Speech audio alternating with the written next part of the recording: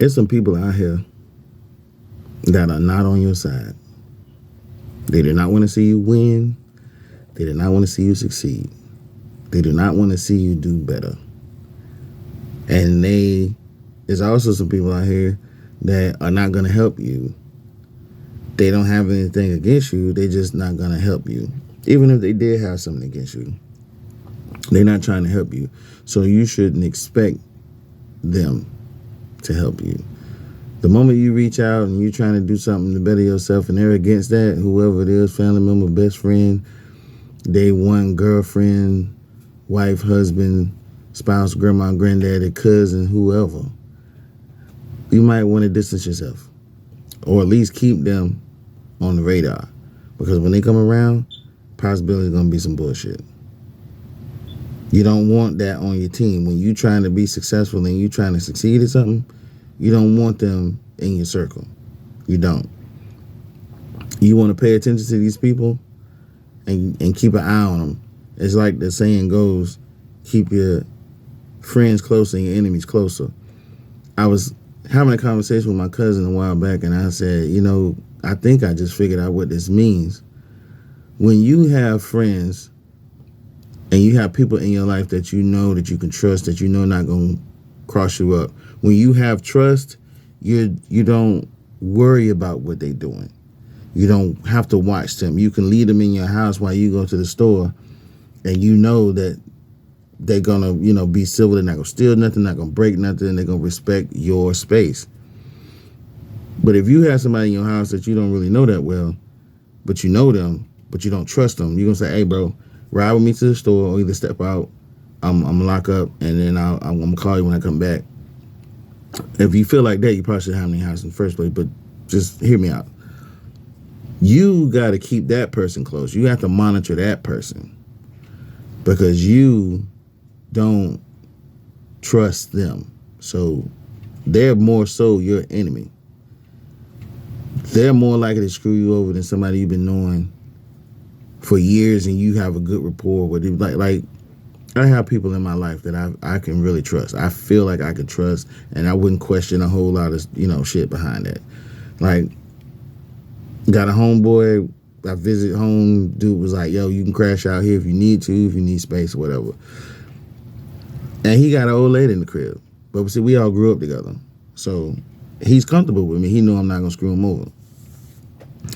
But when you're talking about moving up and improving your life and making life better for you and the people that you live with, the people that's closest to you, these people don't care about your progress and they don't care about what you got going on. These folks that are against you. I'm going to give you an example. I had a situation on the job. This was years ago. And I was trying to take a position. And in order for me to take this position, it's like a sub position. So this is like a position that's like I'm going to say it's a hostler position. So basically you drive a truck that grabs trailers and it puts the trailers on door or park the trailers in the yard. So I wanted to be a driver, right? I was aspiring to do that. I said, and my brother was like, hey, why don't you take the hostler position and you'll be more comfortable with backing up, because that's where most people fail. You'll be able to back the trailer up. You'll understand how to maneuver the trailers and how to do this and how to do that. You'll be more comfortable with driving the truck, and then the technical stuff can come later. I said, all right, cool, I'm going to do that. So I go to the manager and I say, hey, I want to try to do the hostler. I say, but one thing about it, I don't have a driver's license. Is that an issue? And he looked at me and he was like, I don't know. Let me look into it. So he comes back a little while later and he says, no, I'm not comfortable with allowing you to be a hostler if you don't have a driver's license. And I'm like, bro, it's not even like that serious. It was because of some other legal stuff that I had going on. And I don't have it's not that it's suspended. It's not that I don't have a driver's license. I just got to take care of this other stuff. He said, well, take care of your stuff first and then come back and see me. And, don't try to go over my head because the other management, upper management is supporting me and this, that, and third. So when he said it like that, it really discouraged me from wanting to go forward with that. And I was so upset. And I didn't know what to do. But what I should have done was went over his head. Come to find out, there was another guy who was there. I told him about it. He said, well, he can't deny you that because you work for the company. So everything is open opportunity, and that's not a job description that you need to have or that needs to be filled, but they always are training people so they can set aside some time when the time comes to train you. It's more likely for you to get trained for that than you would to move up to the next position in this company. So it's pretty much random. Anybody can ask for the training. And so another guy said that, yeah, I didn't have a driver's license. He said, you probably shouldn't have said nothing. He said, yeah, I ain't had no driver's license when I first started working here. I got the position, but I didn't tell nobody. Fast forward 13 years, there's a guy that works there now. He's been there for quite a minute. 6 years, I think. He's doing it. He applied for now it's a position, and it's also people who have it. So he applied for the position. He got it. He don't have a driver's license. Now, granted, the person who denied me doesn't work there, hasn't been there for roughly 12, 13 years or so. And it just, whenever somebody tell you no, you can't consider that to be the end. You have to push forward. Whether that guy didn't want me to have the position or not, I should have been like, yo, fuck that. Because they don't ask you if you have a driver's license in the first place. It is not required for you to have a driver's license in order for you to have this position. Then after that guy left, we had another OM. He come in who says, I said, look, I want to do the hostler. He was like, okay. So they had a long list of people that was on the hostlers. So over time, I started seeing people going out for training. I'm like, well, dang, 1 person, 2 person, 3 person, 4 persons. And I said, well, damn, when is my name on the list? He was like, I had a good buddy. He actually quit, and he's a police officer now. Not relevant, but he's a police officer now. And so he said, man, let me check the list real quick. It's a list of people who are up for training.